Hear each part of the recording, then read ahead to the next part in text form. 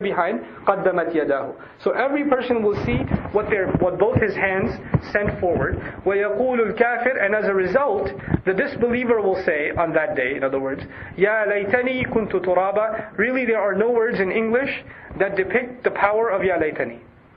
This is one of the problems of translation, that in modern language we are much less articulate than in ancient languages. Like in older English, you had something like woe is me, right? But in contemporary English, when you say woe is me, nobody really takes you seriously. So we can't really use that anymore, right? So in other words, in situations like this, in modern language, usually a person is speechless.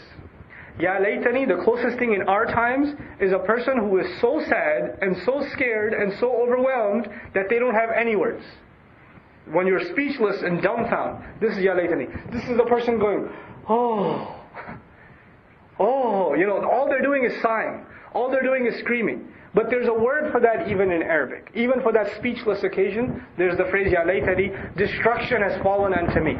Or upon me. But the person who destruction has fallen upon won't be able to say these words, except, the way Allah is describing is the emotion that is going to be of that person. Kuntu turaba, if only I had been reduced to nothing but dust. If I was nothing but dust. So before this comes, this arrogant kafir is walking around in arrogance, thinking that he has no accountability. إِنَّهُمْ كَانُوا لَا يَرْجُونَ حِسَابًا. And on that day he's hoping he was nothing. He was reduced to dust. And by the way, dust in Arabic tradition is also associated with humiliation. Right?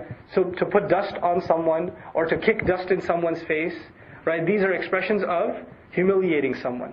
So the last thing the person wants is to be associated with dust, this kafir, because his ego doesn't want to be associated with dust. But here, when Allah Azza wa Jal, he faces Allah Azza wa Jal on that day, he is wishing he was that humiliated. He was like dust. He was reduced to nothing. Now finally, inshallah ta'ala, like I said, we're going to conclude with how the beginning of a surah correlates to the end of the surah, and we're done inshallah. And it's very brief. These are notes I've taken from Shaykh Fadil Salih al-Samirai, who's done a remarkable work on the cohesion of surahs. عَمَّا يَتَسَاءَلُونَ in the beginning. What are they asking each other about? So the kuffar were adamant and arrogant and, in disregard of the reality of the hereafter. So they're casually talking to each other. And at the end, what's their state? لَا يَتَكَلَّمُونَ لَا يَمْلِكُونَ مِنْهُ خِطَابًا. They have no ability to speak whatsoever when the time will come. So right now, let them run their mouth. A time will come when their mouths will be silent. So there's correlation from beginning to end. Then Allah says, الَّذِي هُمْ فِيهِ مُخْتَلِفُونَ. They have disagreement. Vehement disagreement. I think nothing's going to happen in the hereafter. I think we're going to be raised, but we're all going to go to heaven, or we'll all be some souls or spirits. Everybody's got their false ideas. But on that day, there's only one opinion that will come forward, the right one. وَقَالَ صَوَابًا. He will speak the right thing. If anybody speaks, they'll be saying the right thing, as opposed to the state now. And finally, Allah warned them, ثُمَّ كَلَّا سَيَعْلَمُونَ. No, they will soon find out. They will soon very well know the consequences of their speech.